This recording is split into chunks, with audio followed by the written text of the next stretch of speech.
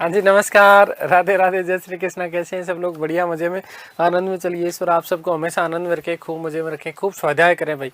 चलिए, आज कल की पिछली जो हमारी क्लास थी उसमें हमने बात करी थी स्वराज्य पार्टी की। आज हम लोग बात करेंगे साइमन कमीशन की। साइमन कमीशन,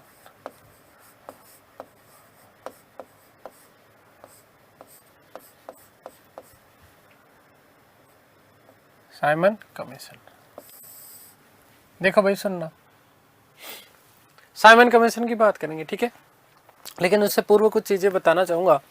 एक तो जिनको राष्ट्रीय आंदोलन बहुत ज़्यादा शॉर्ट में पढ़ना, वो यूट्यूब पे पढ़ ले, मेरी क्लासें पढ़ी है, सुखदेव मैया डालना, नाम मिल जाएगी क्लास, ठीक है। दूसरा, हम बात कर रहे थे स्वराज्य पार्टी की, है ना। तो स्वराज्यवादी जो थे, अपने लक्ष्य जो उन्होंने निर्धारित किए थे, वो निर्धारित लक्ष्य को प्राप्त तो कर ही नहीं पाए। उन्हें अवसर तो पूरा दिया भाई, गांधी जी ने भी गांधीदास समझौते की हमने बात की, पूरा का पूरा अवसर दिया, लेकिन फिर भी असफल रहे। फिर सबसे बड़ा जो कारण हुआ ना, वो सबसे बड़ा कारण सीआर दास की मृत्यु हो गई। सीआर दास की क्या हो गई थी? मृत्यु हो गई थी। ये भी बड़ा कारण था। तो स्वराज्य पार्टी की असफलता हो गई, तो कांग्रेस अब फिर से सर्वे सर्वा हो गई। और कांग्रेस की जो बागडोर जो थी ना, वो एक तरीके से फिर एक बार पुनः जो है महात्मा गांधी के हाथों में आ गई। 1928 ईस्वी में केंद्रीय विधान मंडल में एक बिल पारित किया गया था, पब्लिक सेफ्टी बिल। कौन सा? Public safety bill. और इस पब्लिक सेफ्टी बिल का सभी राष्ट्रीय, जितनी भी उस समय की जो शक्तियां थी, इन समस्त राष्ट्रीय शक्तियों ने विरोध किया था। मोतीलाल नेहरू ने इसे भारतीय राष्ट्रवाद के ऊपर सीधा हमला कहा और भारतीय गुलामी विधेयक नंबर 1 की संज्ञा दी। देखो, एक नोट लगा रहा हूं,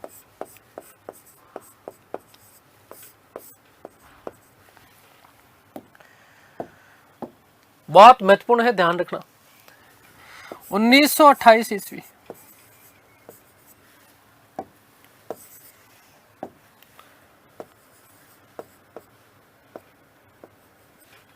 ठीक है। केंद्रीय विधानमंडल में, केंद्रीय विधानमंडल में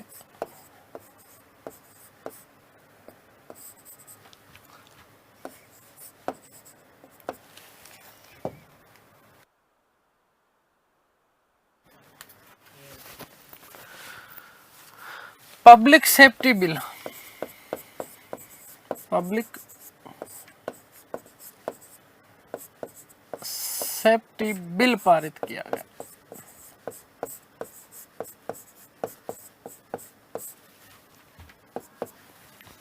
ठीक है, ध्यान रखना, एम नेहरू ने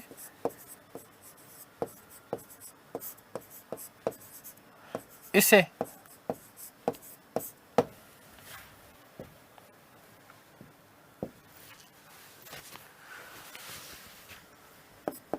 भारतीय राष्ट्रवाद पर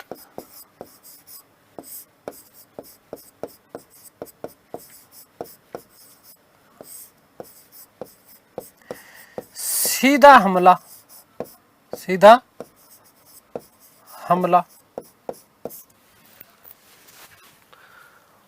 व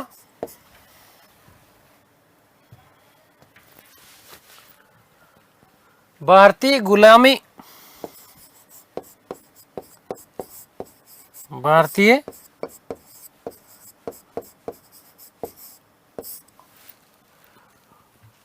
गुलामी का विधेयक नंबर 1, विधेयक नंबर 1, ठीक है ना, की संज्ञा दी।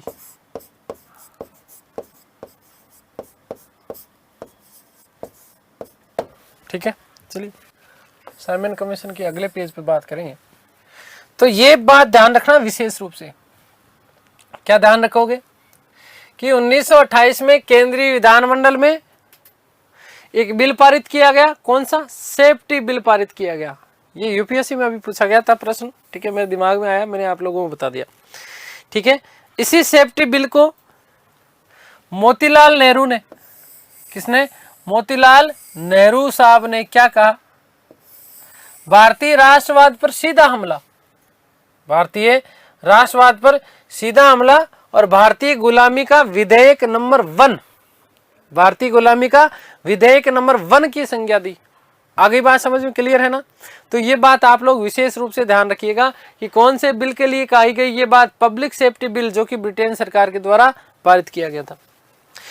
मैंने आपको कहा कि स्वराज्य पार्टी, और स्वराज्य पार्टी में CR दास की मृत्यु हो गई जून 1925 में, और उनकी मृत्यु के बाद में बंगाल में कांग्रेस 2 गुटों में बंट गया था। इस चीज का केवल ध्यान रखना दिमाग में।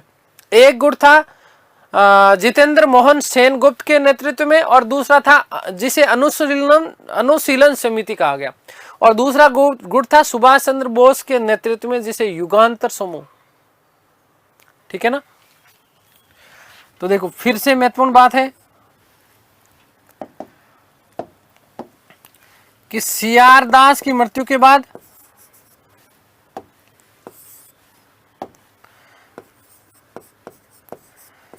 दास की मृत्यु के बाद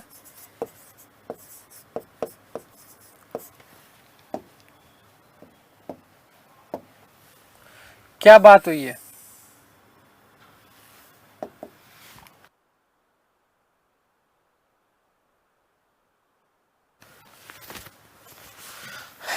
बंगाल में कांग्रेस 2 गुटों में विभाजित हो गई, 2 गुटों में विभाजित, ठीक है। ये 2 गुट कौन से थे,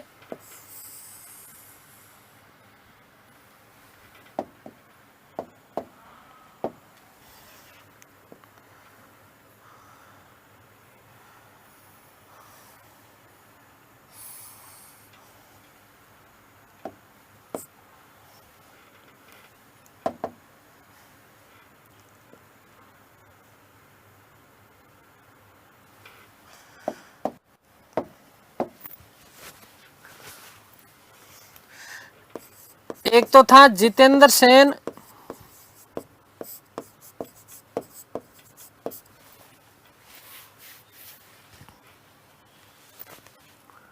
ठीक है, माफ करना, जितेंद्र मोहन सेन, ठीक है, जितेंद्र मोहन सेन, और दूसरा सुभाष चंद्र बोस,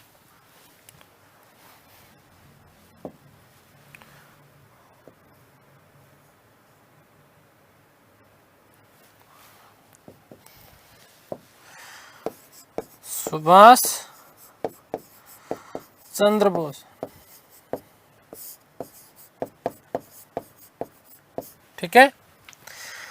जितेंद्र मोहन सेन वाला गुट क्या कहलाया, अनुशीलन समिति,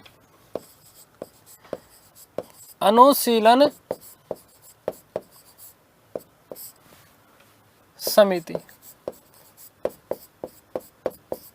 वहीं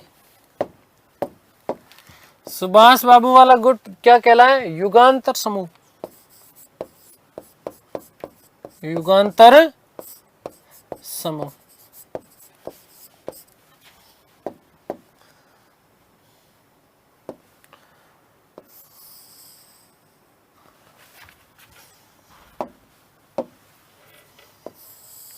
तो ये मोस्ट इंपोर्टेंट प्रश्न बनते हैं आपके, है ना, इन चीजों का ध्यान रखना विशेष रूप से।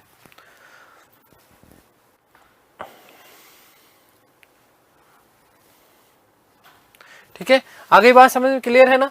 ये ध्यान रखना, देखो 1928 में केंद्रीय विधानमंडल में एक तो पब्लिक सेफ्टी बिल पारित किया गया। नेहरू ने इसको क्या कहा था, भारतीय राष्ट्रवाद पर सीधा हमला और भारतीय गुलामी का विधेयक नंबर 1।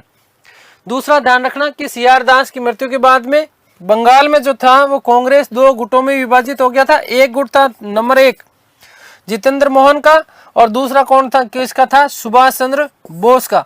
जितेंद्र मोहन वाला जो गुट था इसको क्या कहा जाता था, अनुशीलन समिति, और सुभाष चंद्र बोस का जो था उसको क्या कहा गया, युगांतर समूह। क्या कहा गया, युगांतर समूह। आगे बात समझ में क्लियर है। अब हमारा जो मेन टॉपिक है उसके ऊपर हम लोग चल रहे हैं, साइमन कमीशन। साइमन कमीशन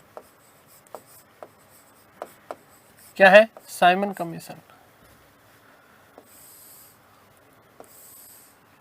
सुनो समझो, 1927-28 साइमन कमीशन 1927-28। सुनो देखो, 1919 को भारत सरकार, भारत शासन जो अधिनियम आया, इस अधिनियम में ये प्रावधान किया गया था कि प्रत्येक 10 वर्ष के बाद में एक संवैधानिक आयोग की नियुक्ति की जाएगी और वो इस बात की जांच करेगा कि जो ये 1919 का जो हमने अधिनियम जो लागू किया है, जिसमें प्रांतीय द्वैध शासन की बात कही गई थी, केंद्रीय और प्रांतीय विधान मंडलों में चुनावों की बात की गई थी, ये जो अधिनियम हमने जो लागू किया है ये कहां तक सफल हुआ है और भारत में क्या उत्तरदायी शासन की स्थापना की जा सकती है, यह प्रावधान किया गया था 1919 के अधिनियम में।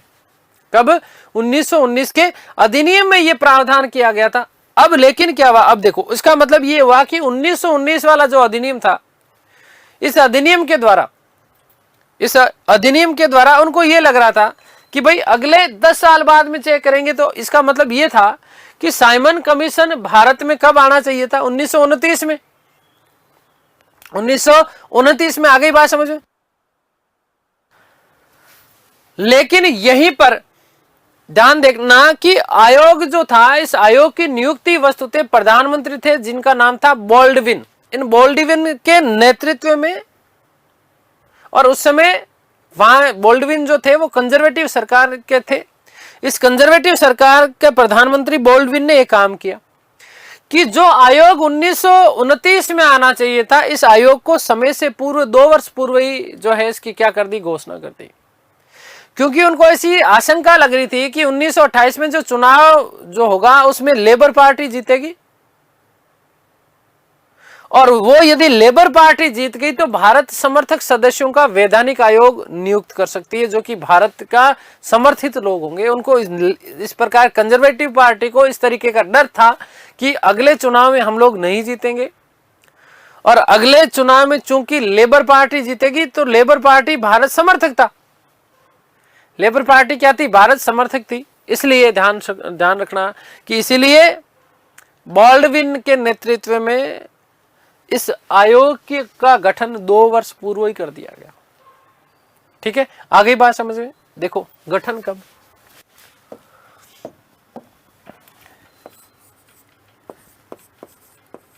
गठन कब, तो ध्यान देना, नवंबर 1927 में भारत के राज्य सचिव हुआ करते थे जिनका नाम था लॉर्ड बर्किनहेड। इस लॉर्ड बर्किनहेड ने जॉन साइमन की अध्यक्षता में एक 7 सदस्य वाला साइमन कमीशन का गठन किया और इस जो ये किया गया, इसमें सारे के सारे जो 7 सदस्य थे, ये सारे के सभी सदस्य 7 के 8, भाई 7 तो ये और एक जॉन साइमन, ठीक है, तो ये कुल जो 8 सदस्य थे, ये 8 के 8 जो सदस्य थे वो सारे के सारे अंग्रेज थे, सभी अंग्रेज थे। और इसी कारण इसको क्या कहा जाता है, कांग्रेस ने इसको कहा श्वेत कमीशन। क्या कहा था, श्वेत कमीशन। तो देखिएगा गठन कब, नवंबर 1927 ईस्वी में।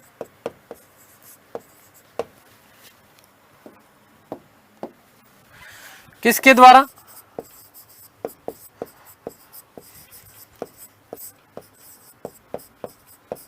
तो ध्यान रखना कि इस समय भारत सचिव और नाम क्या था, बर्किनहेड द्वारा। ध्यान रखना, एक नोट लगा के बात लिख रहा हूं, नोट। इस समय ब्रिटेन में कंजर्वेटिव पार्टी की सरकार थी।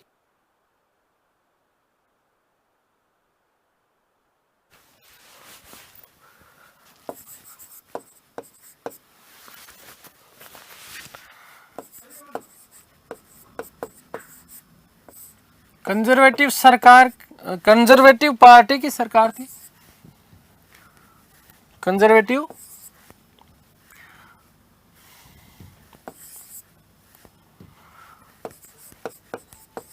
पार्टी की सरकार थी।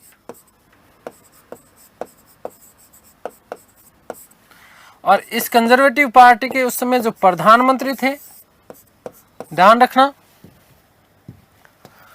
प्रधानमंत्री थे बॉल्डविन।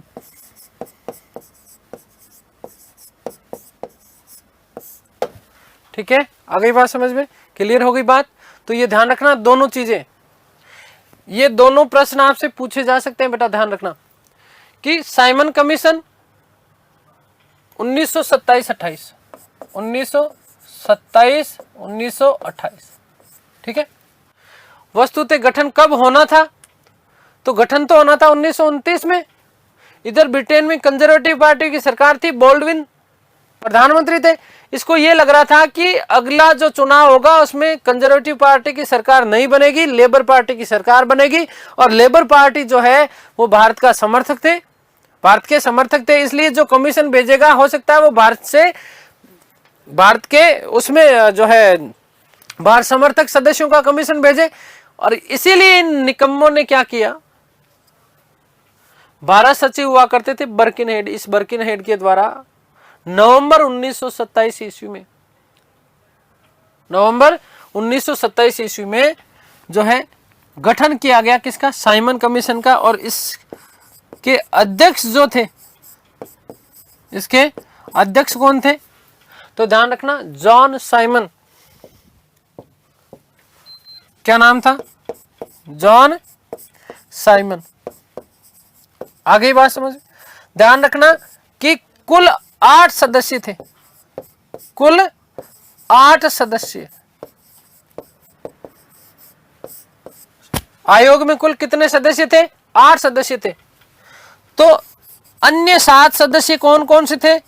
अन्य 7 सदस्य कौन कौन से हैं वो भी देखना, ठीक है। तो इन अन्य 7 सदस्यों में यदि हम बात करें तो ध्यान देना, बोथम स्टेट कोनो, एक का नाम बोथम,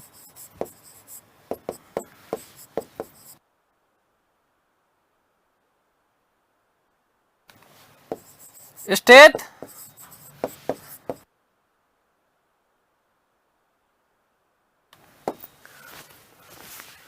लैंडफैक्स, लैंडफैक्स,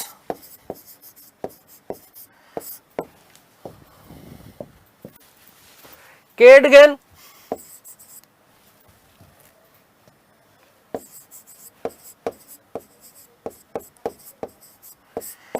क्लीमेंट एटली, क्लीमेंट एटली और बर्नेट हार्ट, वे बर्नेट हार्ट, ये सदस्य थे। तो कुल मिलाकर के कितने सदस्य हो गए? 8 सदस्य हो गए। क्या हो गए? 8 सदस्य हो गए। ध्यान देना, मोस्ट इंपोर्टेंट बात बनती है। क्या बात बनती है? कि कांग्रेस ने इसको क्या उपाधि दी? सभी सदस्य अंग्रेज थे, ठीक है। सभी सदस्य क्या थे? अंग्रेज थे, इसलिए कांग्रेस ने इसको श्वेत कमीशन कहा। इसी समय ध्यान देना, किसके सुझाव पर एक भी भारतीय सदस्य को शामिल नहीं किया गया? तो ध्यान देना, लॉर्ड इरविन के सुझाव पर किसी भी भारतीय सदस्य को शामिल नहीं किया गया। लॉर्ड इरविन के सुझाव पर किसी भी भारतीय सदस्य को इसमें शामिल नहीं किया गया। समस्त सारे 8 के 8 जो लोग थे वो अंग्रेज थे, इसलिए उसने कांग्रेस ने इसको श्वेत कमीशन की संज्ञा दी। समस्त सभी सदस्य अंग्रेज होने के कारण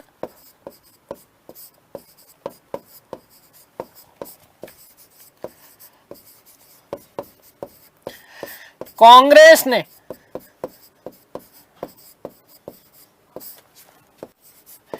इसे श्वेत कमीशन की संज्ञा दी।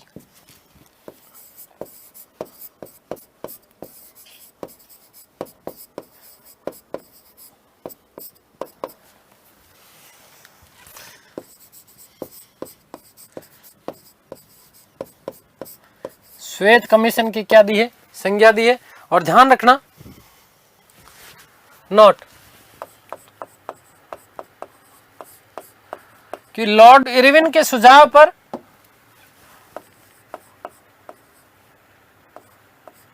लॉर्ड इरविन के सुझाव पर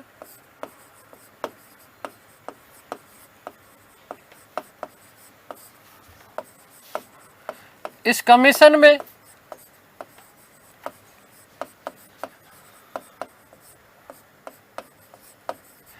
एक भी भारतीय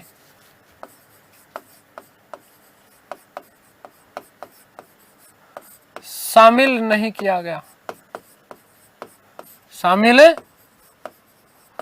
नहीं किया गया। आगे बात समझ में। लॉर्ड इरविन ने सुझाव दिया था कि इसमें किसी भी भारतीय व्यक्ति को क्या है कि शामिल नहीं करना। ये बात आप लोग विशेष रूप से ध्यान रखिएगा। देखो अब सुनो, पूरे के पूरे 8 के 8 लोग हैं, ठीक है। तो इसका अब क्या करना है, बहिष्कार करना है। और बहिष्कार करने का निर्णय लिया गया 11 दिसंबर 1927 ईस्वी को इलाहाबाद में एक सर्वदलीय सम्मेलन बुलाया गया। इसी सर्वदलीय सम्मेलन में साइमन कमीशन के बहिष्कार करने का निर्णय लिया गया। क्योंकि कारण क्या था, क्योंकि इसमें कोई भी सदस्य भारतीय नहीं था। लेकिन इस समय की यदि हम बात करें तो ध्यान देना बेटा कि इस समय ब्रिटिश जो संसद हुआ करती थी उसमें 2 भारतीय सदस्य थे। एक तो थे लॉर्ड सिन्हा और दूसरे थे श्री सक्तालवाला। कौन थे, सक्तालवाला। ये 2 भारतीय सदस्य ब्रिटेन संसद में थे। लेकिन फिर भी लॉर्ड इरविन के सुझाव पर इसमें यहां पर किसी भी एक भी भारतीय सदस्य को शामिल नहीं किया गया। ध्यान रखना, इसका बहिष्कार का निर्णय कब लिया गया, 11 दिसंबर 1927 ईस्वी को इसका बहिष्कार का निर्णय लिया गया। कहां पर, इलाहाबाद में। तो बहिष्कार का निर्णय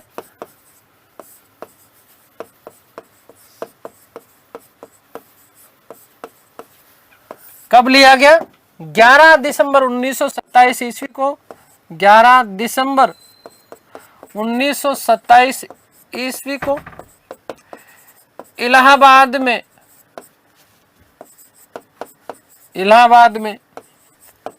आयोजित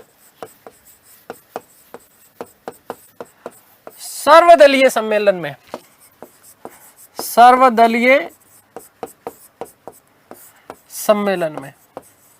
कारण क्या था आप लोगों को पता, समझ में आ गया ना। क्योंकि इसमें कोई भी सदस्य भारतीय नहीं था।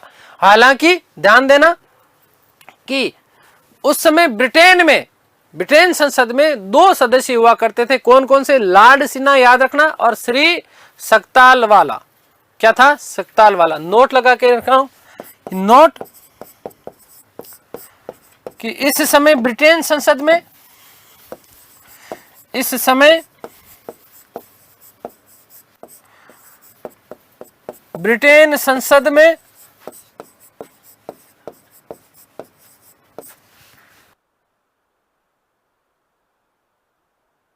दो भारतीय सदस्य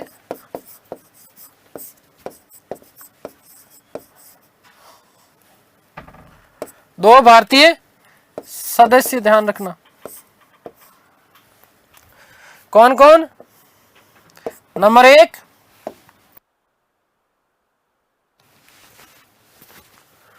लॉर्ड सिन्हा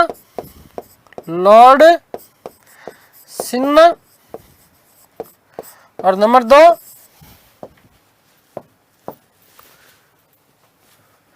श्री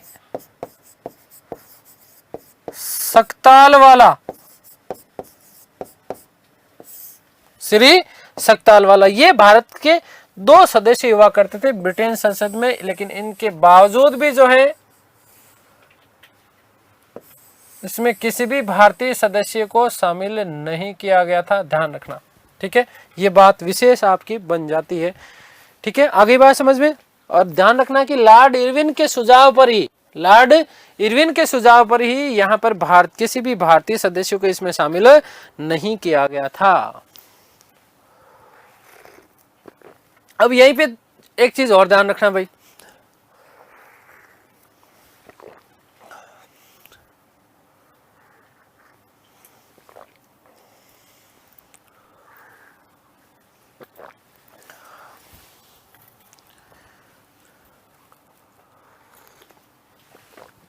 एक तो दिसंबर 1927 में मुस्लिम लीग का दिल्ली में अधिवेशन हुआ और इस अधिवेशन में जिन्ना ने 4 प्रस्ताव पारित किए थे, जिसे दिल्ली प्रस्ताव बोला जाता है।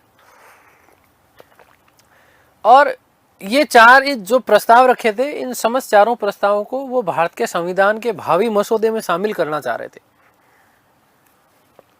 कांग्रेस ने दिसंबर 1927 के मद्रास अधिवेशन में दिल्ली प्रस्तावों को क्या कर लिया था, स्वीकार कर लिया था और साथ ही साथ साइमन कमीशन के बहिष्कार का प्रस्ताव पारित किया गया। ध्यान रखना इस बात का, ठीक है ना। तो इससे साइमन कमीशन का जो बिल जो आया था, इसके बहिष्कार को सबसे अधिक जो है मत मिला था। केवल इसको जो है दिमाग में ही इस चीज का ध्यान रखना, ठीक है। आगे बात समझ में। तो लेकिन यहां पर ध्यान रखना कि विशेष रूप से बहिष्कार का निर्णय कब, 11 दिसंबर 1927 को कौन से इलाहाबाद में आयोजित सर्वदलीय कमीशन था, इसमें जो है पूर्ण रूपेण जो है इसका बात हो गई, ठीक है। आगे बात समझ। अब यहाँ पर उल्लेख मिलता है तेज बहादुर सप्रू का, और तेज बहादुर सप्रू का जो लिबरल फेडरेशन, जहां सुरेंद्रनाथ बनर्जी की हम लोगों ने चर्चा करी थी, उसके सदस्य मुस्लिम लीग, किसान मजदूर पार्टी, हिंदू महासभा, फिक्की, है ना, ये सभी लोगों ने साइमन कमीशन के बहिष्कार का क्या किया था, समर्थन किया था, ठीक है। आगे बात समझ में क्लियर है। तो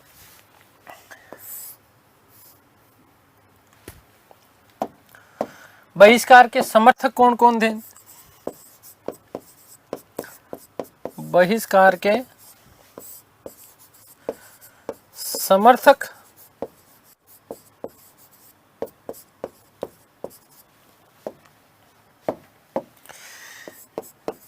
तेज बहादुर सप्रू,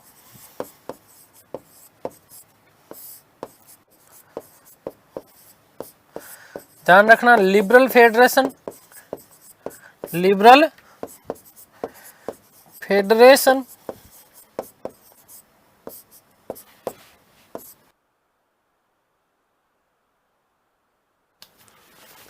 मुस्लिम लीग। ये प्रश्न बहुत शानदार बनता है कि क्या मुस्लिम लीग साइमन कमीशन के बहिष्कार में शामिल था, तो ध्यान रखना शामिल था। किसान मजदूर पार्टी,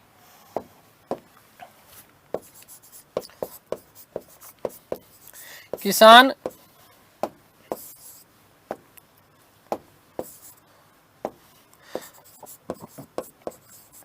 मजदूर पार्टी, किसान मजदूर पार्टी, हिंदू महासभा,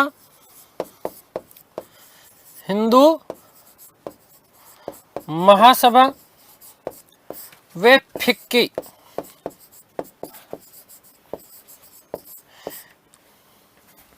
ठीक है। ये सारे के सारे लोग जो थे वो क्या थे, बहिष्कार के समर्थक थे।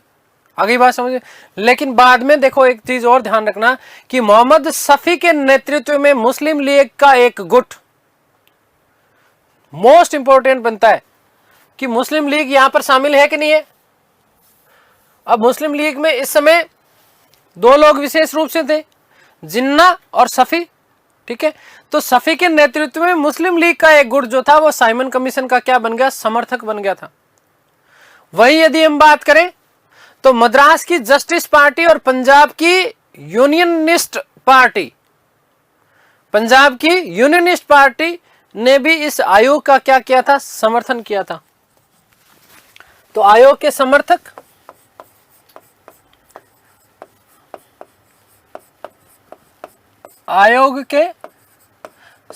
कौन कौन थे?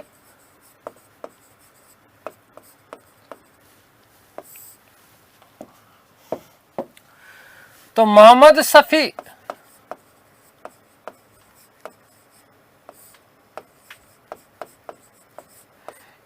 के नेतृत्व में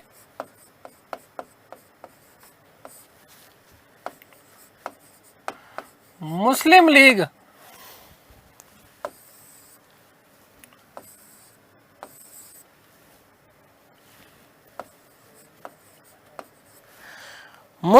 का एक गुट मुस्लिम लीग का एक गुट।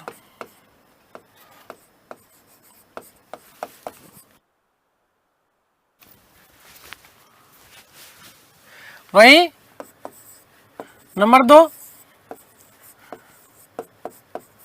मद्रास की जस्टिस पार्टी।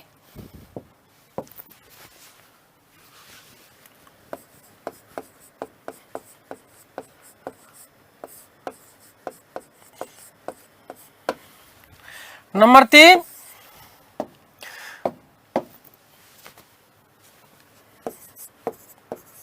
पंजाब की Unionist party.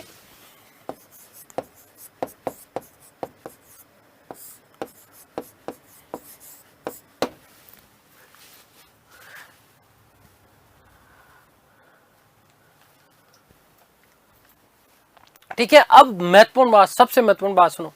Doctor Ambedkar, doctor B R Ambedkar ने उस समय एक जो है डिप्रेस्ड क्लास एसोसिएशन, जिसे दलित वर्ग संघ कहा जाता था, और साथ ही साथ हरिजन के कुछ संगठन, इन समस्त जो संगठन थे, इन संगठनों ने भी साइमन कमीशन का क्या किया था, सहयोग किया था।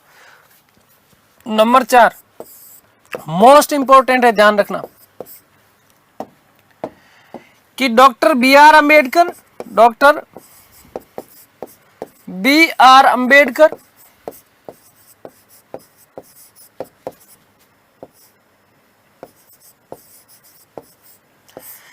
के नेतृत्व में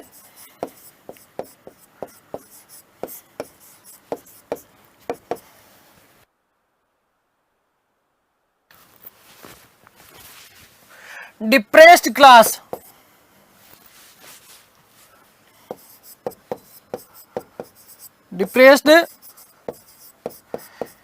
क्लास एसोसिएशन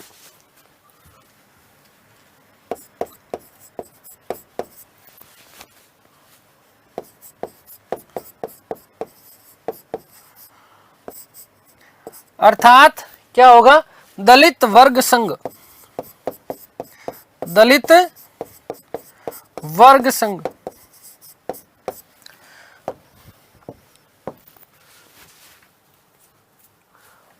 वे हरिजनों के कुछ संगठनों ने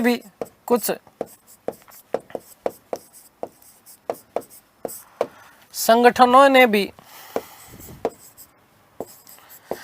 इस कमीशन का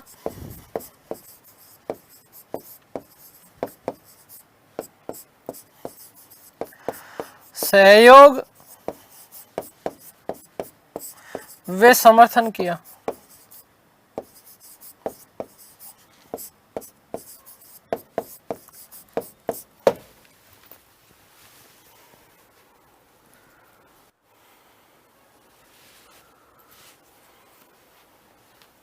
ठीक है, आगे बात समझ में क्लियर है ना? देखो ध्यान से सुन लेना, वापस बता रहा हूं। साइमन कमीशन के बहिष्कार का निर्णय 11 दिसंबर 1927 को इलाहाबाद में आयोजित सर्वदलीय सम्मेलन में लिया गया। ब्रिटेन में संसद में भारतीय 2 सदस्य थे। वस्तुतः इरविन इन सब के ऊपर भारी पड़ा था, एक तो लॉर्ड सिन्हा, दूसरा डॉक्टर सकताल वाला। ठीक है, ध्यान रखना कि बहिष्कार के जो समर्थक थे वो थे तेज बहादुर सप्रू। कौन थे? तेज बहादुर सप्रू, जो कि लिबरल फेडरेशन के अध्यक्ष हुआ करते थे उस समय, सुरेंद्रनाथ बनर्जी के द्वारा स्थापित था, ध्यान रखना। इसके अलावा मुस्लिम लीग में मोहम्मद अली जिन्ना जो थे वो बहिष्कार के समर्थक थे। यदि हम बात करें किसान मजदूर पार्टी की, हिंदू महासभा और फिक्की की, ये सारे के सारे बहिष्कार के समर्थक थे। वहीं यदि हम बात करें आयोग के समर्थकों की, तो मोहम्मद शफी के नेतृत्व में मुस्लिम लीग का एक गुट, ठीक है, जिन्ना विरोधी, मद्रास की जस्टिस पार्टी, पंजाब की Unionist Party, B R Ambedkar के नेतृत्व में एक डिप्रेस्ड क्लास एसोसिएशन चला करता था जिसे दलित वर्ग संघ कहा जाता था, और हरिजनों के कुछ संगठन जो थे इस कमीशन का आयोग का सहयोग और समर्थन करने में सबसे आगे थे। आगे बात समझ में। 3 फरवरी 1928 ईस्वी को आयोग बंबई पहुंचा, और जब आयोग बंबई पहुंचा तो उसे काले झंडे दिखाए गए, और साथ ही साथ Simon go back Simon go back के क्या लगाए थे, गए थे, नारे लगाए गए और बंबई में क्या रखी, हड़ताल रखी। तो देखिएगा कि आयोग का भारत आगमन, आयोग का भारत आगमन,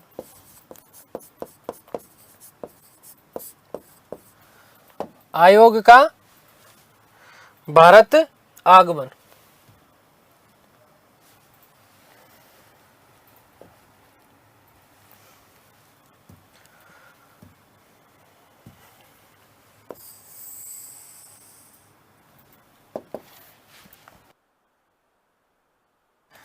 तीन दो 1928 को, 1928 कहा, बंबई पहुंचा।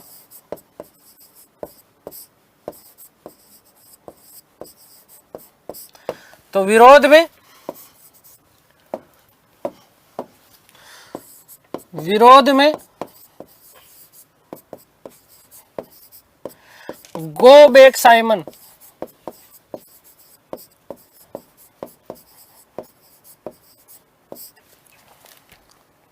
के नारे लगाए, काले झंडे दिखाए,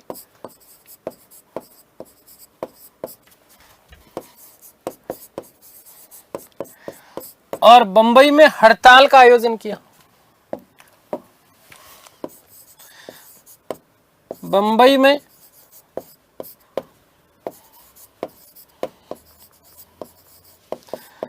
हड़ताल का आयोजन किया।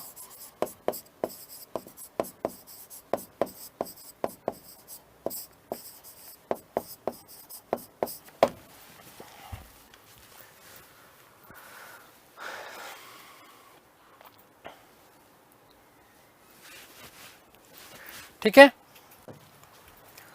ध्यान दीजिएगा कि पूरे देश भर में एक तरीके से साइमन कमीशन का क्या हो रहा है, विरोध हो रहा है। लखनऊ में खलीकुज्जमा, मद्रास में टी प्रकाशम, ये आयोग हुआ बना हुआ करते थे, इन्होंने क्या किया था, इसका विरोध किया। वहीं लखनऊ में जवाहरलाल नेहरू जी और गोविंद वल्लभ पंत को आयोग का विरोध करते हुए लाठियां खानी पड़ी। लाहौर में लाला लाजपत राय, लाहौर में लाला लाजपत राय ने इस आयोग का जो है विरोध किया और इसके नेतृत्व में लाहौर में क्या किया, बहुत बड़ी भीड़ इकट्ठा करी। अब जब भीड़ इकट्ठा करी तो पुलिस ने क्या किया था, पुलिस ने लाठीचार्ज किया, लाला जी के ऊपर क्रूर तरीके से लाठियों से उनको पीटा गया, बहुत बुरी तरीके से, बेरहमी के साथ, और बहुत बुरी तरीके से क्या हो गए, लाला जी घायल हो गए। जिस समय भारत माता के इस वीर सपूत के शरीर के ऊपर लाठियां पड़ रही थी, लाठियां पड़ते वक्त गांधी जी ने, माफ कीजिएगा, लाला जी ने बात कही थी, लाला लाजपत राय ने कहा था कि मेरे ऊपर जो लाठियों के प्रहार किए गए हैं, मेरे ऊपर जो लाठियों के प्रहार किए गए हैं, वही एक दिन ब्रिटिश साम्राज्य के ताबूत में आखिरी कील साबित होंगे, आखिरी कील साबित होंगे। ध्यान रखना इस चीज का। तो लाला जी का क्या हो जाता है, देहांत हो जाता है। एक चीज और ध्यान रखिएगा कि साइमन कमीशन वस्तुतः भारत में 2 बार आया था, फरवरी मार्च 1928 और अक्टूबर 1928, अक्टूबर 1928, और उसके बाद में ये जो है भारत में 1929 तक रहा, अप्रैल तक। ठीक है, उन्होंने संपूर्ण भारत की यात्रा की और मई 1930 में अपनी रिपोर्ट पेश कर दी, और यहीं इस रिपोर्ट के ऊपर लंदन में आयोजित जो गोलमेज सम्मेलन होने थे, इसी गोलमेज सम्मेलन में जो है इनके ऊपर क्या होना था, विचार विमर्श होना था। साइमन कमीशनों में वस्तुतः प्रांतों में उत्तरदायी शासन करने और साथ ही साथ बर्मा को भारत से पृथक करने जैसी महत्वपूर्ण सिफारिशें लागू की गई थी। तो ये सारी की सारी बातें अभी हम लोग करेंगे। तो देखिएगा कि लखनऊ में विरोध करते हुए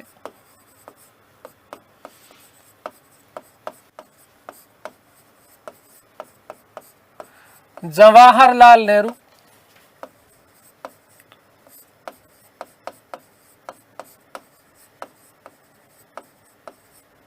वह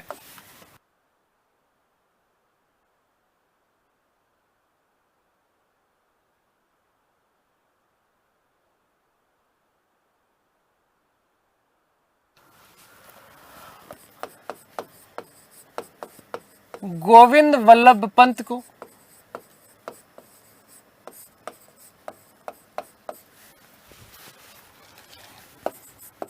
पर लाठीचार्ज हुआ।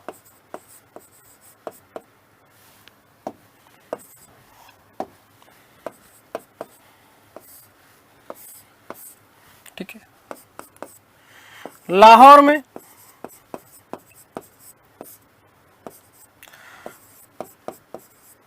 लाला लाजपत राय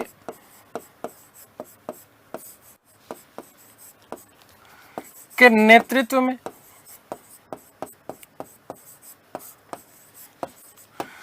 विरोध हुआ।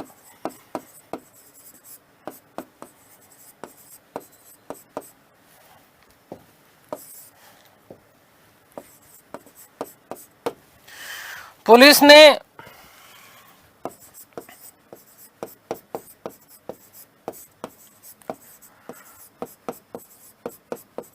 लालाजी पर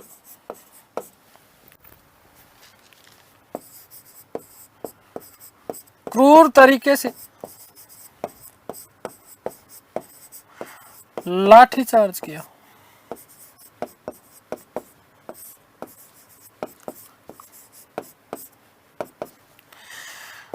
लालाजी ने क्या कहा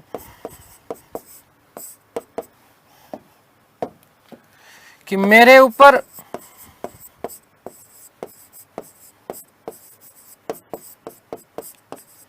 किए जा रहे लाठी का प्रत्येक वार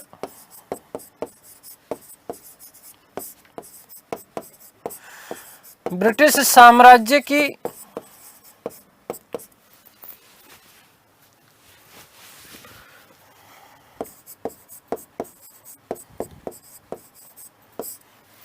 साम्राज्य की ताबूत में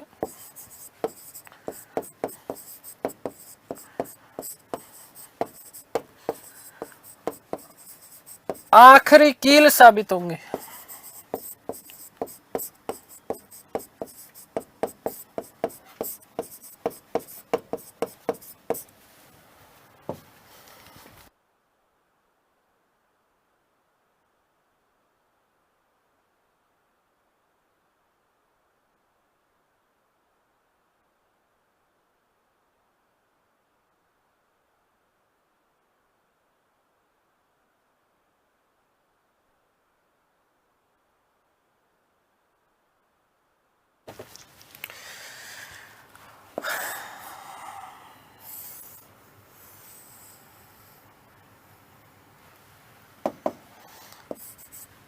सत्रह 11/1928 ईस्वी को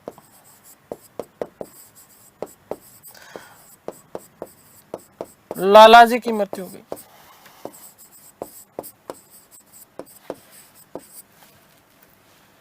लालाजी की क्या हो गई थी? मृत्यु हो गई।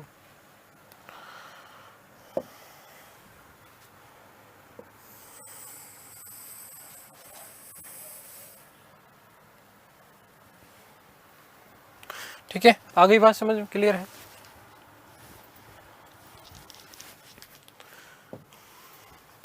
ध्यान देना कि साइमन कमीशन नोट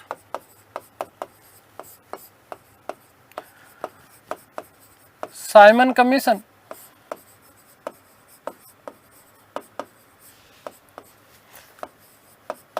दो बार भारत आया।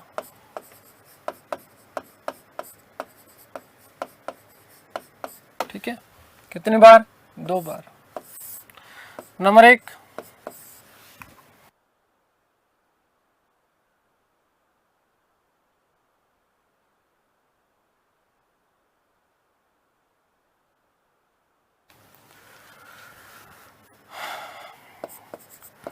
फरवरी मार्च 1928।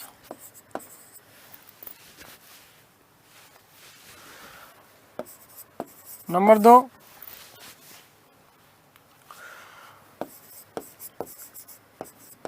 अक्टूबर 1928 से अप्रैल 1929, अप्रैल 1929 ईस्वी, 1929।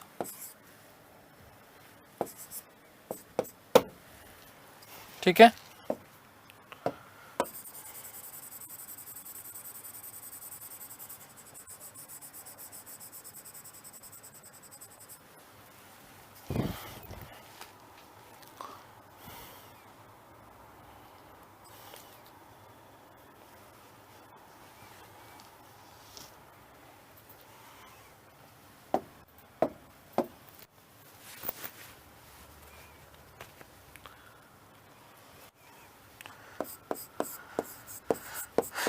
साइमन कमीशन ने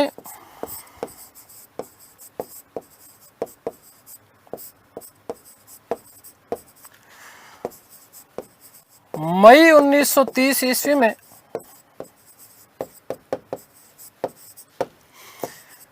अपनी रिपोर्ट प्रस्तुत की।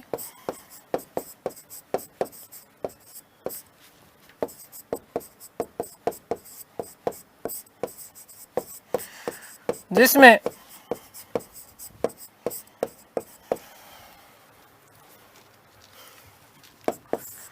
प्रांतों में दोहरा शासन समाप्त करके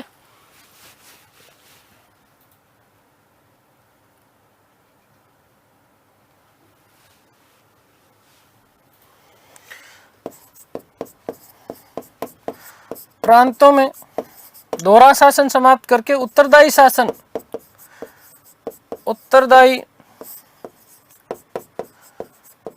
शासन स्थापित करने की बात कही गई।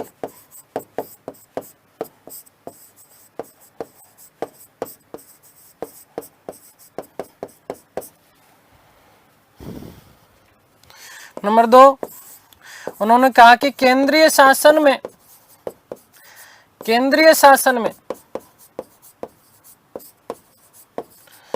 किसी भी प्रकार के परिवर्तन की बात नहीं, किसी भी प्रकार का परिवर्तन नहीं, किसी भी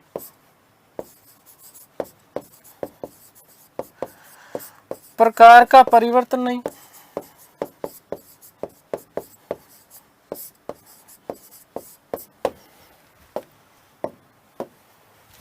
नंबर 3, ध्यान रखिएगा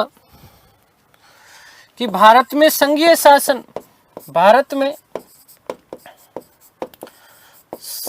शासन की स्थापना की जाए।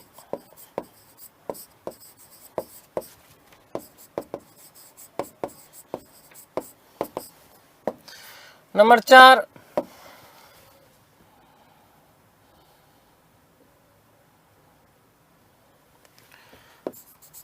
कि अल्पसंख्यकों के हितों की सुरक्षा हेतु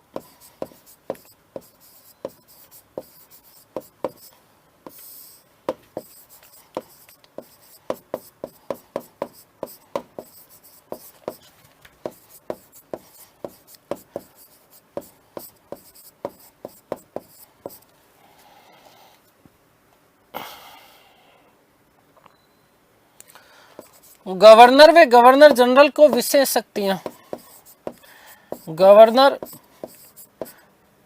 वे जीजी वायसराय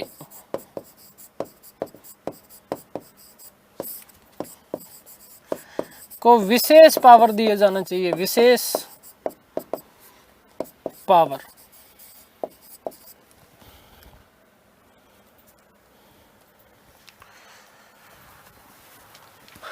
अखिल भारतीय संघ के विचारों को नहीं माना जाए। अखिल भारतीय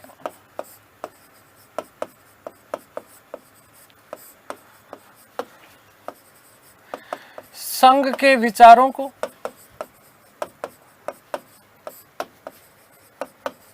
नहीं माना जाए।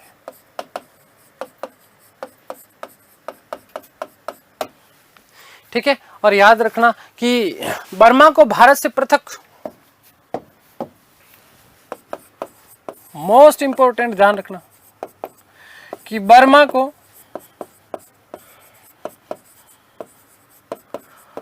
भारत से पृथक करने की बात।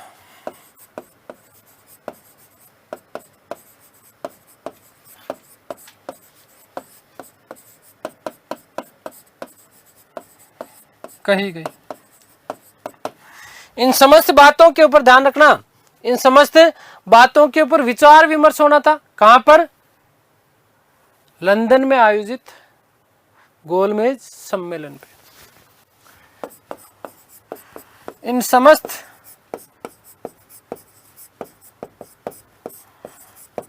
बातों पर विचार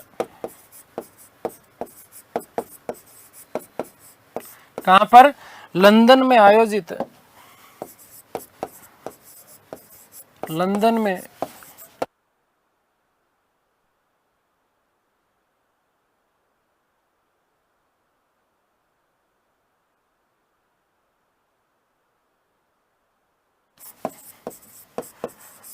गोलमेज सम्मेलन में। तो ये बात थी किसकी? साइमन कमीशन की। किसकी बात थी? साइमन कमीशन की।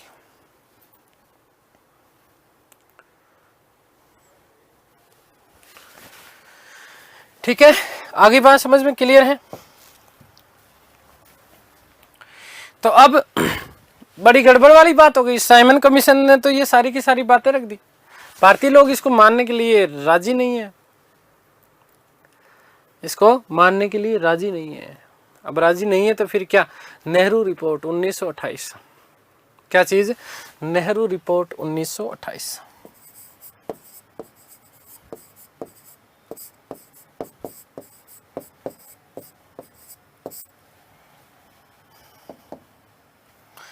क्या चीज? नेहरू रिपोर्ट। और नेहरू रिपोर्ट कब आई? 1928, 1928।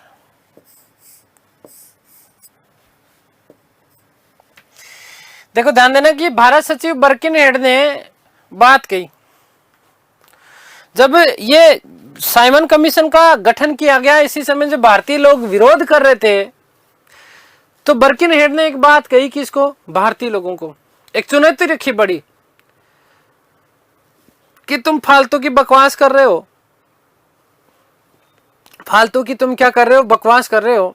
एक काम करो, हमने तुम्हारे लिए एक तो कमीशन बिठाया है, तुम्हें उत्तरदायी शासन देना चाह रहे हैं, तुम्हारे लिए कार्य कर रहे हैं, तुम इसका ही विरोध कर रहे हो, काले झंडे दिखा रहे हो। तो एक काम करो ना, क्योंकि वो जानते थे कि भारतीय लोग कभी भी किसी भी चीज के ऊपर एक मत होंगे नहीं। तो एक नया पासा फेंका गया बर्किनहेड के द्वारा। उसने कहा कि एक बात सुनो, तुम बकवास मत करो, एक बात सुनो मेरी, कि एक ऐसा संविधान बनाओ, और ऐसा संविधान बनाओ जो कि सभी भारतीयों को मान्य हो। सभी भारतीयों को क्या हो? मान्य हो।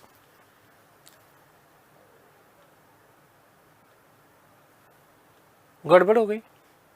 भारतीय लोग बड़े उत्साही होते हैं, हम लोग, हमारी आदत है, कोई नया काम होगा ना, ओहो हम तो कर ही लेंगे साहब। तो इस चुनौती को, और हमें कोई चुनौती दे दे तो भाई साहब किसी की मजाल है, चाहे है ना, हालत चाहे हम चाहे बिल्कुल दुबले पतले, और सामने कोई ऐसे यूं सुमो पहलवान आकर के लड़ेगा, हाँ लड़ ले, क्या यूं देख, आदत है हमारी। तो इस चुनौती को स्वीकार कर लिया गया। 28 फरवरी 1928 को दिल्ली में डॉक्टर अंसारी की अध्यक्षता में एक सर्वदलीय सम्मेलन का आयोजन किया गया।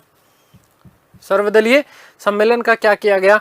आयोजन किया, और इसमें ऐसे संविधान निर्माण योजना का प्रस्ताव पारित किया गया जिसमें पूर्ण उत्तरदायी सरकार की व्यवस्था हो। 11 मई को मुंबई में दूसरे सर्वदलीय सम्मेलन में मोतीलाल नेहरू की अध्यक्षता में एक 7 सदस्यीय समिति गठित की गई, जिसे भारत के संविधान के सिद्धांतों का निर्धारण करना था।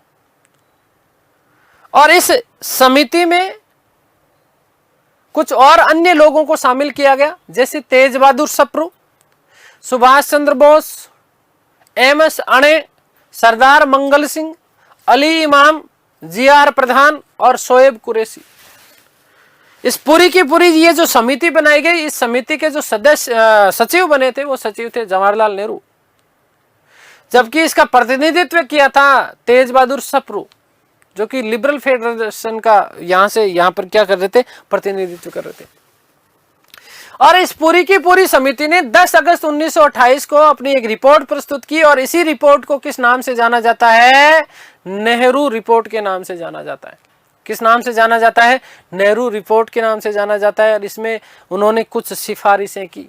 कौन कौन सी सिफारिशें की, क्या क्या बात सिफारिशें की, उसके बारे में बात करेंगे। देखिएगा, ध्यान देना। क्या कि साइमन कमीशन के बहिष्कार के समय, साइमन कमीशन के बहिष्कार के समय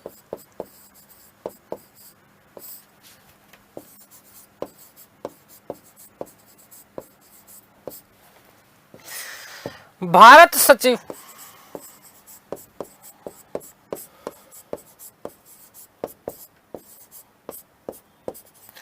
बर्किनहेड ने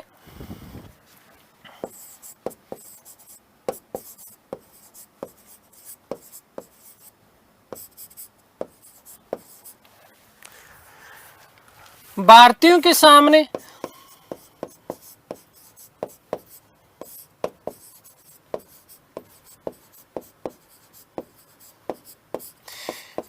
एक चुनौती प्रस्तुत की।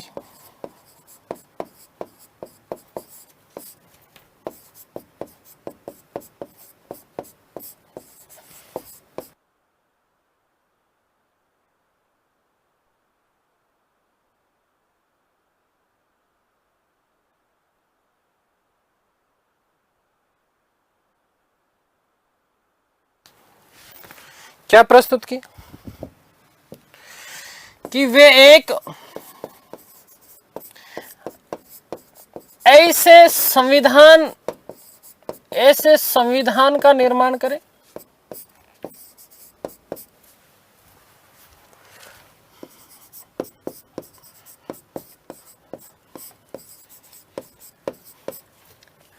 जो सभी भारतीयों को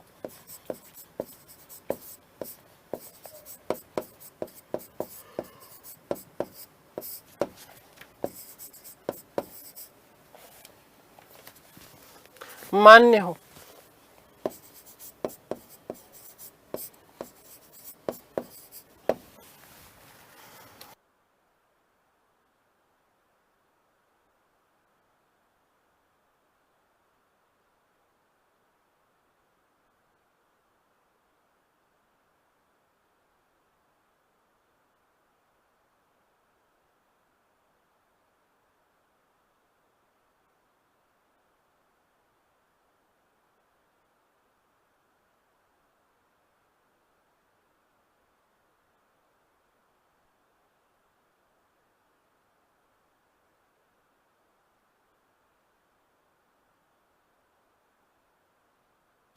ठीक है, आगे बात समझे। तो नेहरू रिपोर्ट, बर्किनहेड ने भारतीय लोगों के सामने एक चुनौती दी है। क्या दी है? चुनौती दी है। और इस चुनौती को स्वीकार किया गया कब? 28 फरवरी 1928 को दिल्ली में डॉक्टर अंसारी की अध्यक्षता में एक सर्वदलीय सम्मेलन का आयोजन किया गया। और इसमें संविधान के निर्माण योजना का प्रस्ताव पारित किया गया, जिसमें पूर्ण उत्तरदायी सरकार की व्यवस्था की जा सके। आगे बात समझ क्लियर है?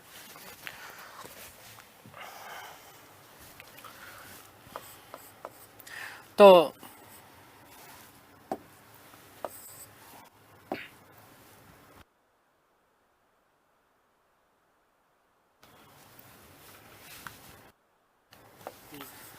28 फरवरी 1928 ईस्वी को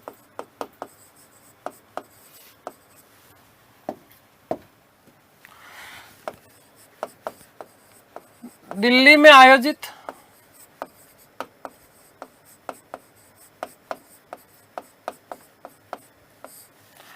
सर्वदलीय कमेटी में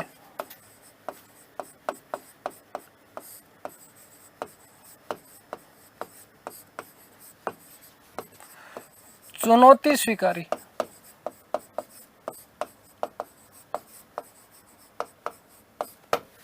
ठीक है, आगे बात समझे। ध्यान रखना, अध्यक्षता किसके द्वारा की गई थी?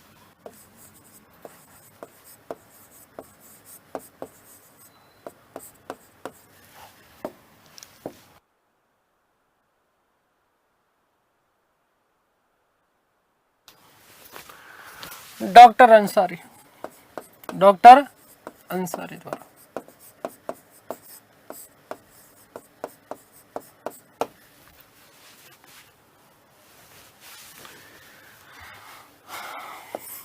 क्या प्रस्ताव रखा गया?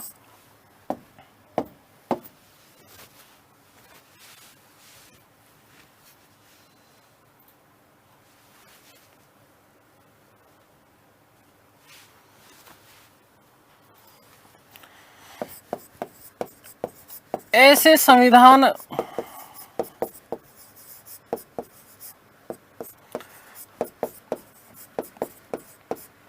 निर्माण की योजना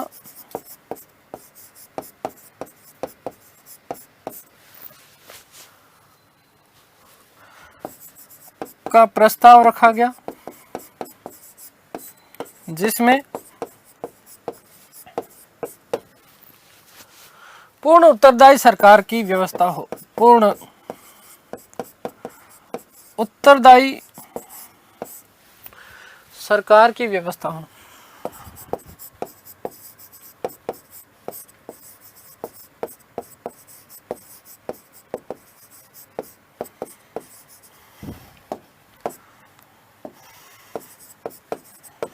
ठीक है, ध्यान देना।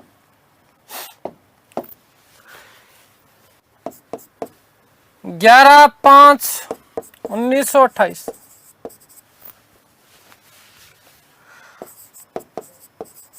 बंबई,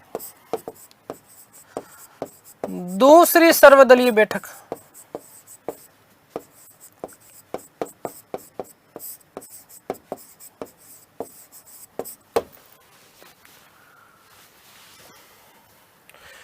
मोस्ट इंपॉर्टेंट बनता है, ये ध्यान रखना कि इसमें क्या चीज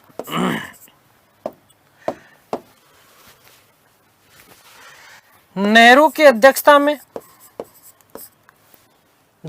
मोतीलाल नेहरू, ठीक है, ध्यान रखना, एम नेहरू की अध्यक्षता में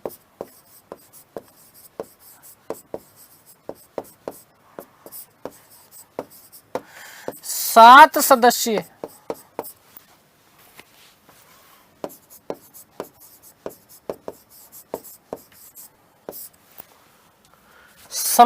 समिति का गठन किया गया।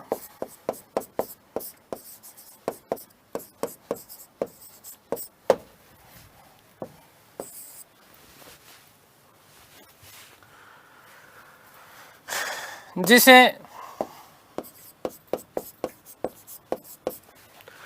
संविधान निर्माण के सिद्धांतों का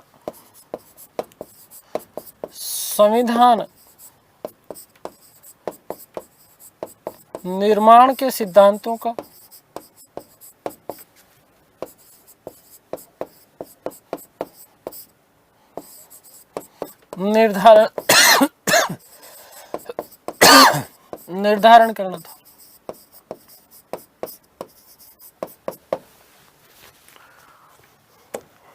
ध्यान रखना कि इसमें अन्य सदस्य कौन से थे?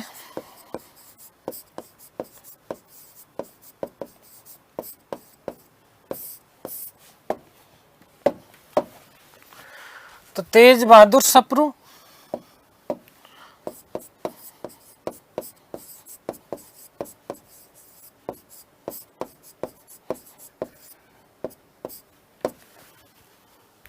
सुभाष चंद्र बोस,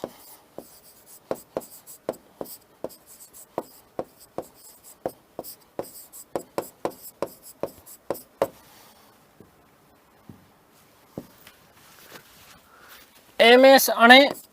ये मोस्ट इंपोर्टेंट प्रश्न बनता है बेटा, ध्यान रखना। कई बार पूछ लिया जाता है कि कौन कौन से सदस्य शामिल थे। सरदार मंगल सिंह,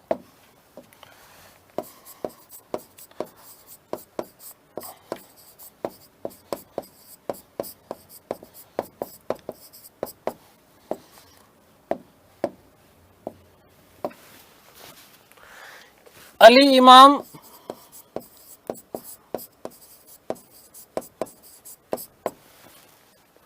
जी.आर. प्रधान,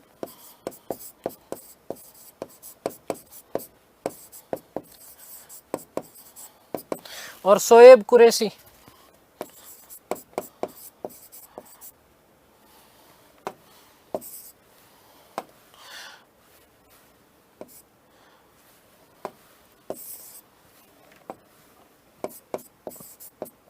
शोएब कुरैशी।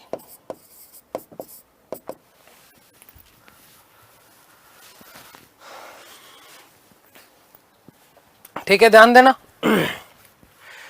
क्या बात कही गई कि ऐसे संविधान की निर्माण का योजना जिसमें पूर्ण उत्तरदायी सरकार की क्या की जानी चाहिए, व्यवस्था की जानी चाहिए। 11/5/1928 को बंबई में दूसरी सर्वदलीय बैठक हुई। मोतीलाल नेहरू की अध्यक्षता में 7 सदस्यीय समिति का गठन किया गया। संविधान निर्माण के सिद्धांतों का निर्धारण करना था इसको। कौन कौन से सदस्य थे? तेज बहादुर सप्रू, सुभाष चंद्र बोस। तेज बहादुर सप्रू, ध्यान रखना, लिबरल फेडरेशन के समिति अध्यक्ष के रूप में कार्य कर रहे हैं, यहाँ पर उसका प्रतिनिधित्व कर रहे थे। सुभाष चंद्र बोस, युगांतर सभा। एमएस अणे, सरदार मंगल सिंह, अली इमाम, जीआर प्रधान और शोएब कुरैशी। अगली बात समझ में, ये सारे के सारे लोग जो थे इस समिति में थे। इन समस्त लोगों ने मिलकर के 10 अगस्त 1928 को अपनी रिपोर्ट प्रस्तुत की, जिसे क्या कहा जाता है? नेहरू रिपोर्ट कहा जाता है। इन समस्त लोगों ने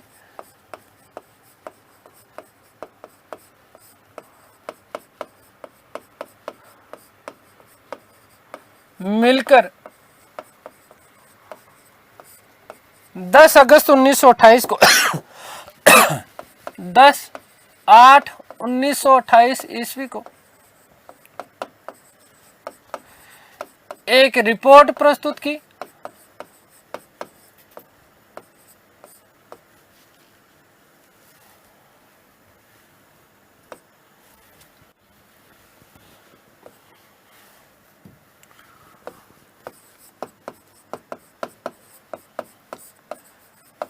जिसे क्या कहा जाता है? नेहरू रिपोर्ट।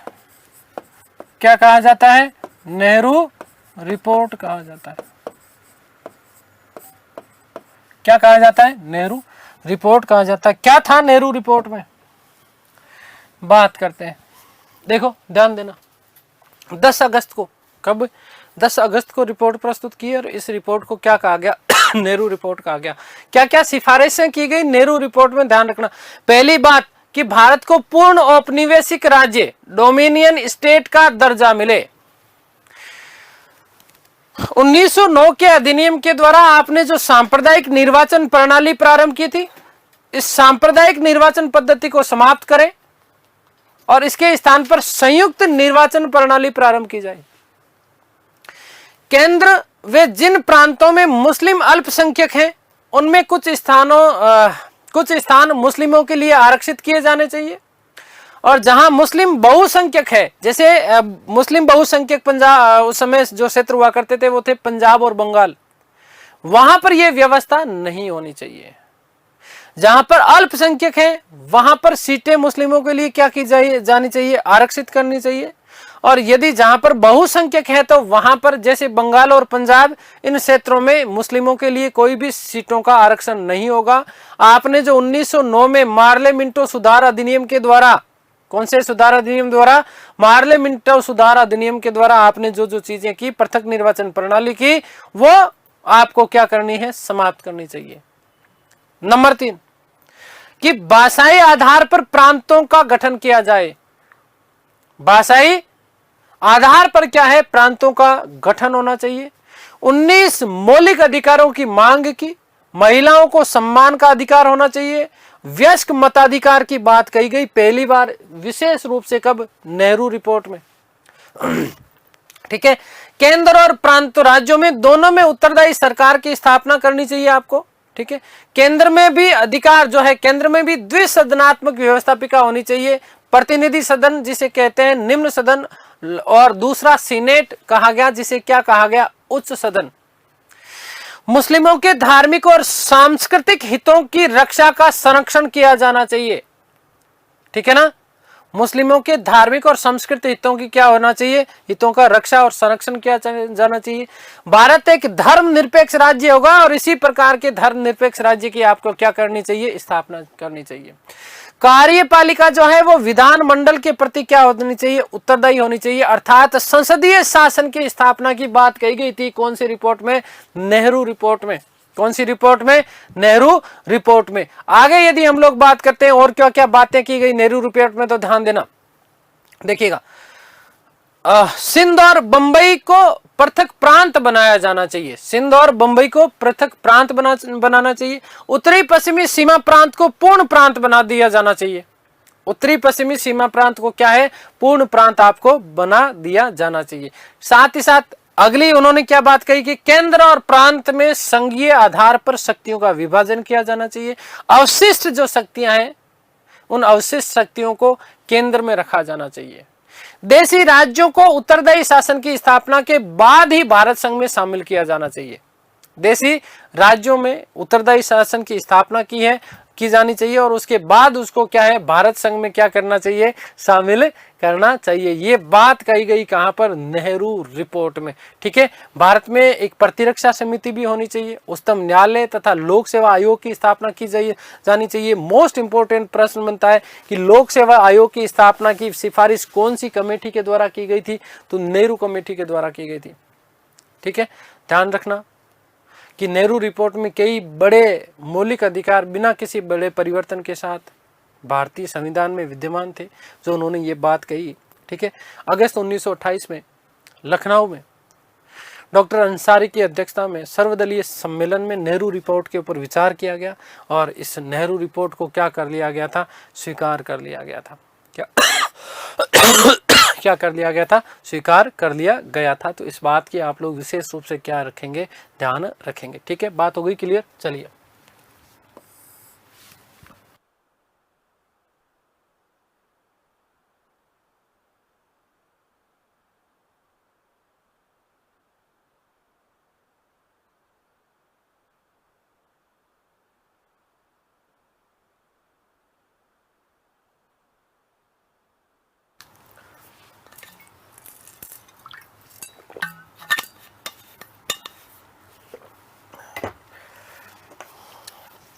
तो नंबर 1, भारत को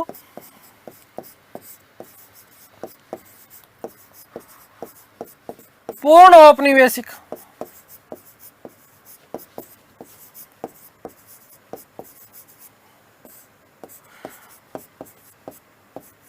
राज्य का दर्जा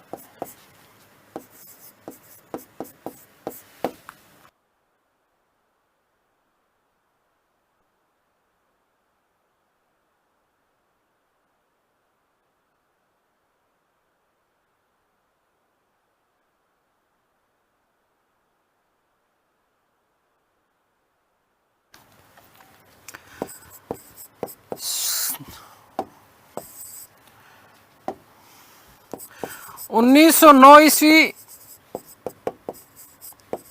में लागू की गई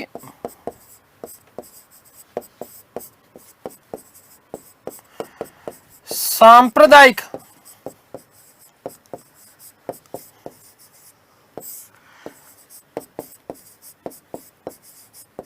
निर्वाचन पद्धति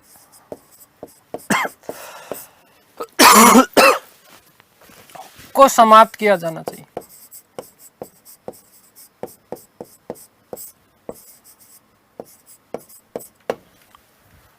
ठीक है, यहां पर ध्यान रखना कि और क्या क्या प्रावधान, कि संयुक्त निर्वाचन पद्धति प्रारंभ की जानी चाहिए।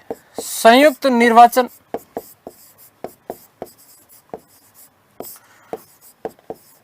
प्रणाली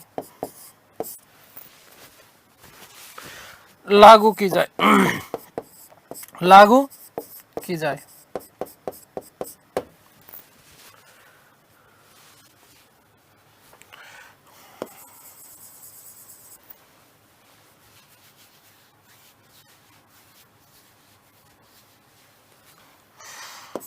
मुस्लिम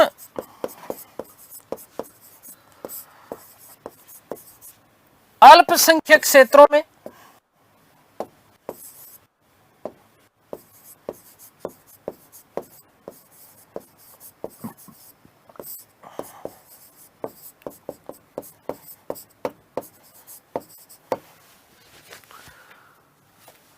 कुछ स्थान मुस्लिमों हेतु आरक्षित किए जाएं।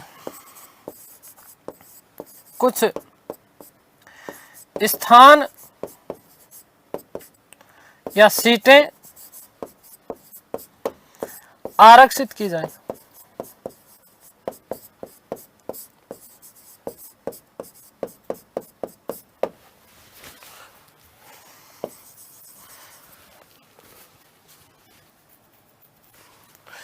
बहुसंख्यक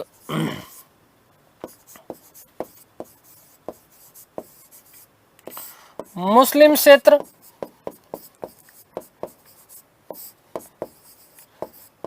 जैसे बात करें पंजाब की, बात करें बंगाल की,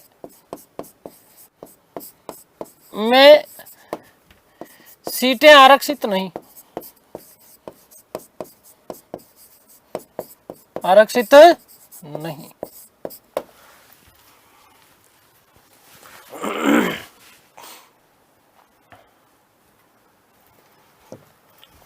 मोस्ट इंपॉर्टेंट बात ध्यान रखना,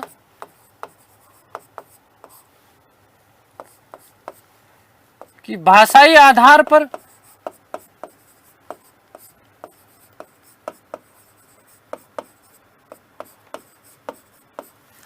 प्रांतों का गठन किया जाना चाहिए।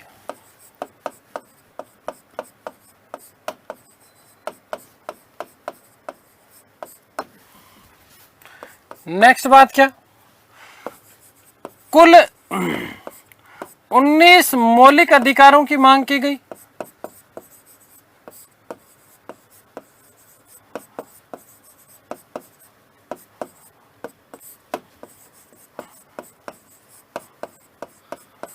जिनमें महिला सम्मान,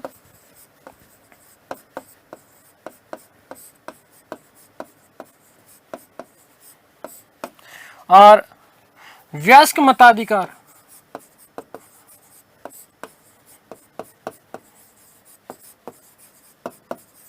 वयस्क मताधिकार की बात कही गई।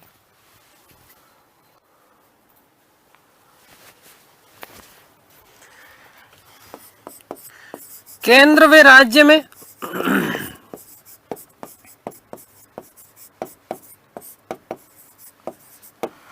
उत्तरदायी शासन की स्थापना, उत्तरदायी शासन की स्थापना।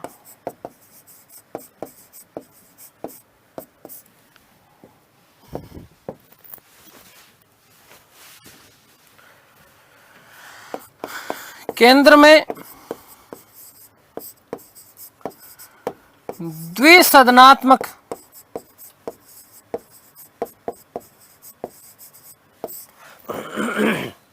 व्यवस्थापिका,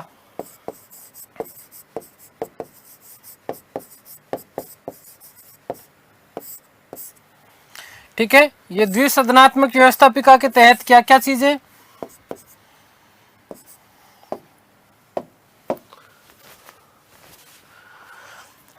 निम्न सदन,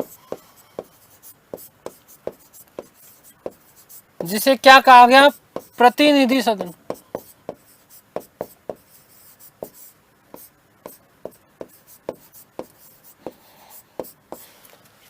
उच्च सदन,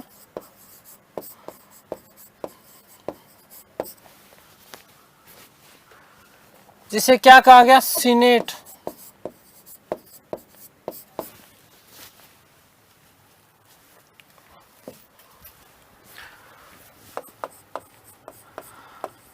धर्मनिरपेक्ष राज्य की, धर्म निरपेक्ष राज्य की स्थापना,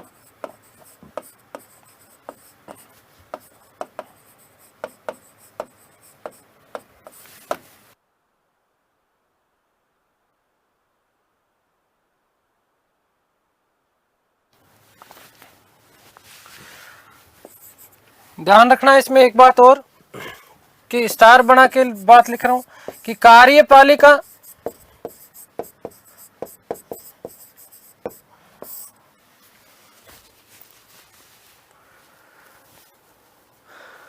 विधानमंडल के प्रति,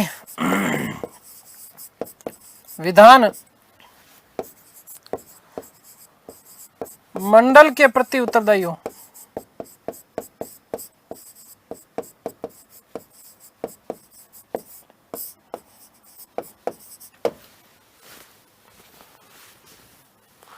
अर्थात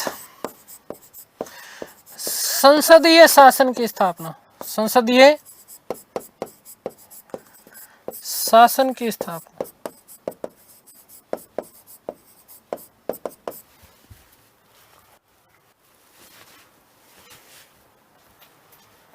ठीक है।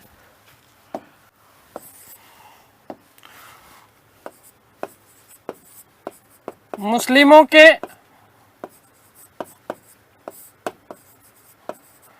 धार्मिक व सांस्कृतिक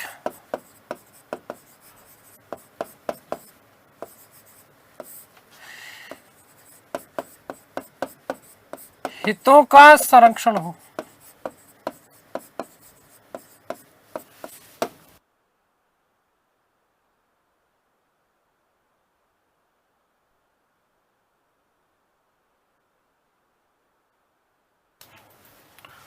नेक्स्ट मोस्ट इंपॉर्टेंट ध्यान रखना, सिंध को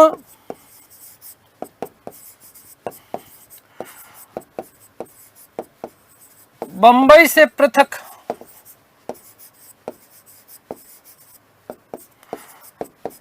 प्रांत बनाया जाए।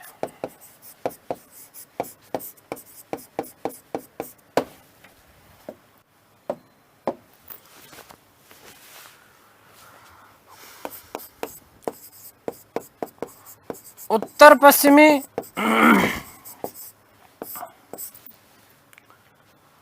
सीमा प्रांत को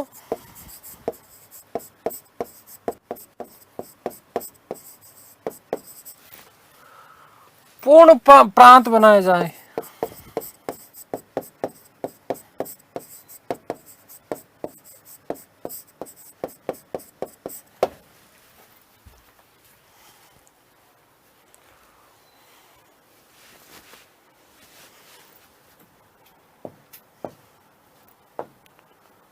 एक चीज और यहीं पे लिख देता हूं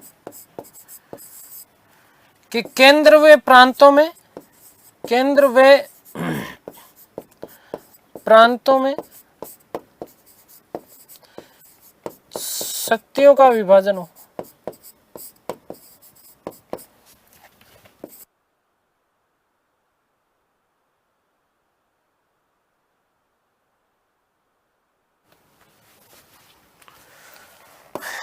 संघीय आधार पर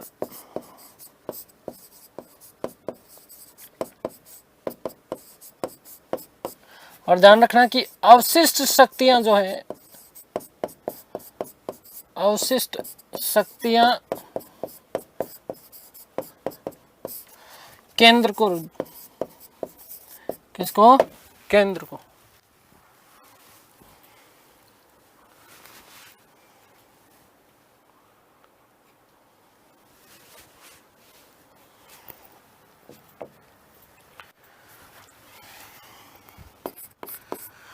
देशी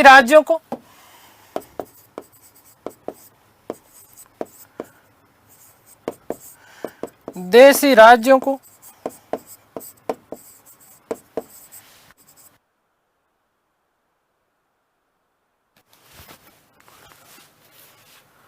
उत्तरदायी शासन की स्थापना के बाद ही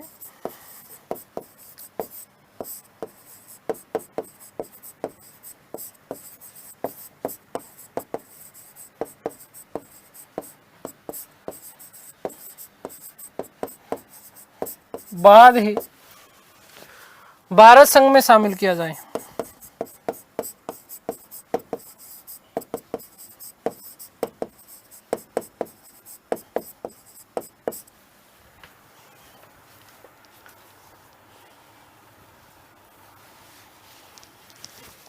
और मोस्ट इंपॉर्टेंट ध्यान देना, सबसे ज्यादा इंपॉर्टेंट बात कि भारत में एक प्रतिरक्षा समिति, भारत में एक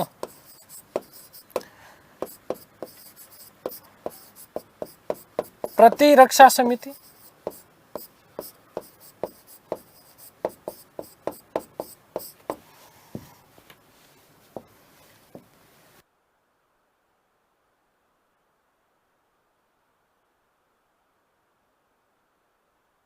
उच्चतम न्यायालय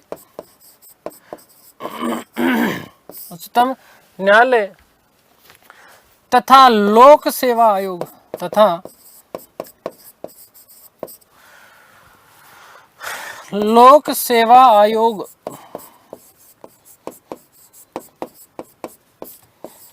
की स्थापना की जाए।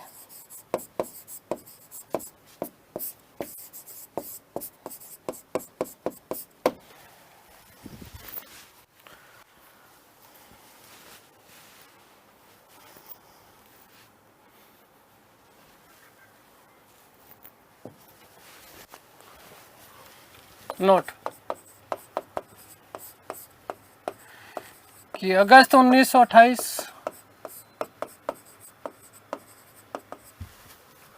लखनऊ में सर्वदलीय सम्मेलन जिसकी अध्यक्षता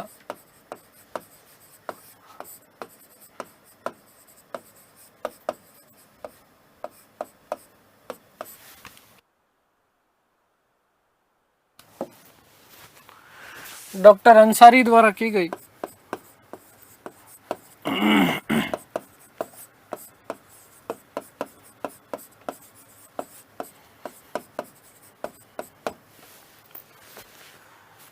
नेहरू रिपोर्ट पर विचार हुआ।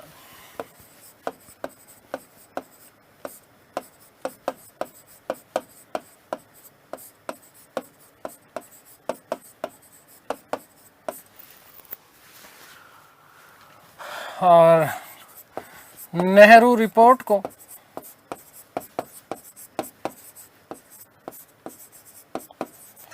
स्वीकार कर लिया गया।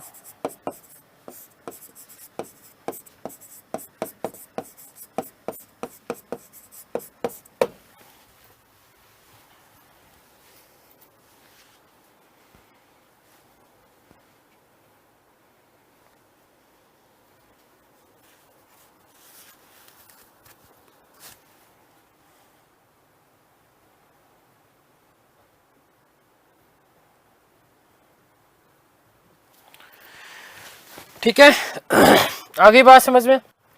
देखो, क्योंकि यहाँ पर एक औपनिवेशिक राज्य की बात कही गई थी नेहरू रिपोर्ट में, तो ये जो बातें थी, ये बातें सुभाष चंद्र बोस, जवाहरलाल नेहरू, सत्यमूर्ति भक्त जैसे जो युवा जो नेता थे, इन युवा नेताओं को डोमिनियन स्टेट के स्थान पर पूर्ण स्वराज्य की जो है, पूर्ण स्वराज्य चाहते थे। मतलब पूर्ण स्वराज्य को कांग्रेस का लक्ष्य बनाना चाहते थे। इसलिए जवाहरलाल नेहरू और सुभाष चंद्र बोस ने मिलकर के 1928 में भारतीय स्वतंत्रता लीग का गठन किया। ठीक है, ध्यान रखिएगा। नोट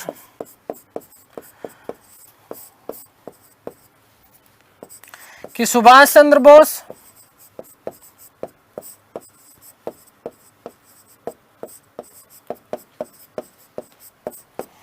जवाहरलाल नेहरू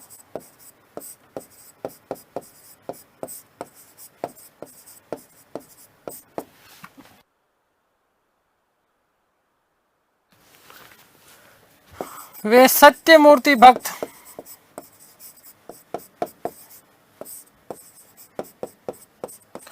जैसे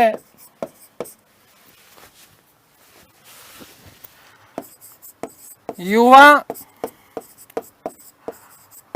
डोमिनियन स्टेट की जगह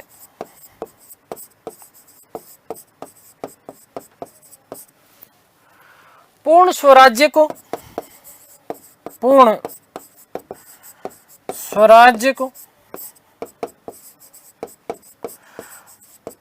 कांग्रेस का लक्ष्य बनाना चाहते थे।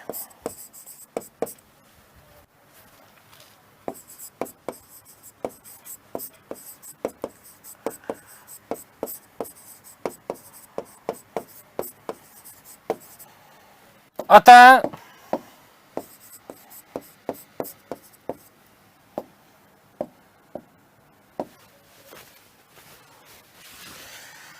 जवाहरलाल नेहरू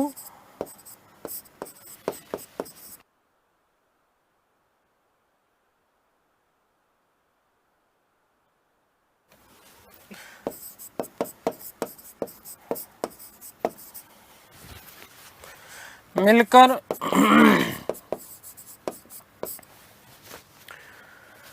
1928 में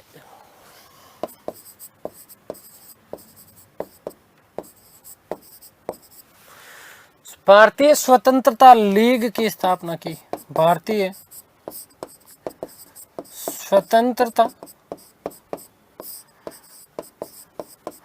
लीग की स्थापना की।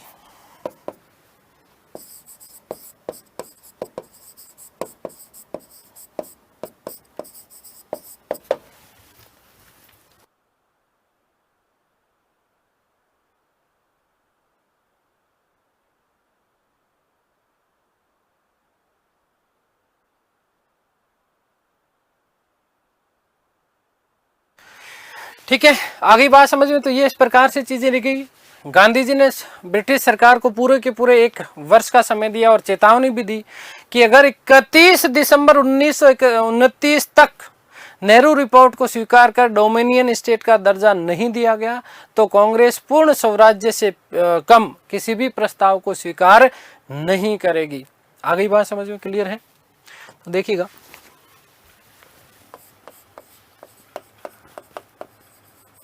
कि गांधी ने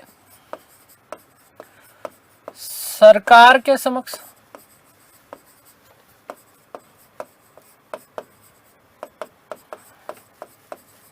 एक साल का समय दिया, या सरकार को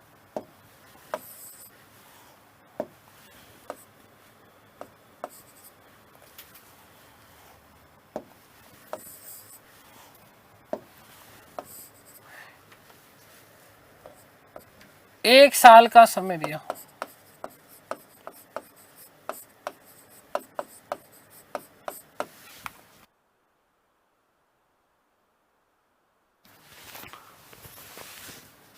और चेतावनी दी कि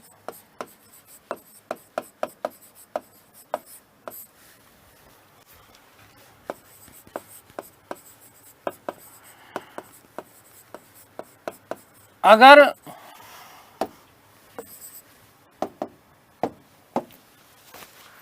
31/12/1929 ईस्वी तक नेहरू रिपोर्ट को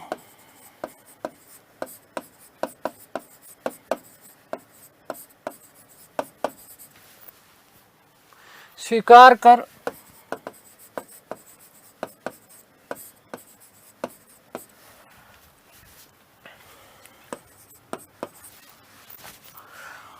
डोमिनियन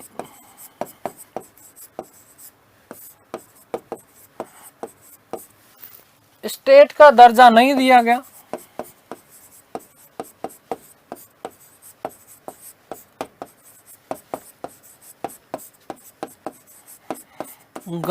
तो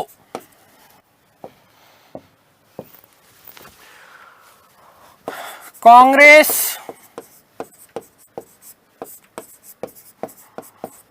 पूर्ण स्वराज्य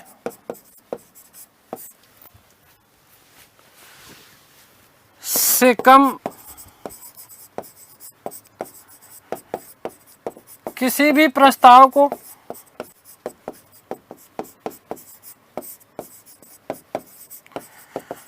स्वीकार नहीं करेगी।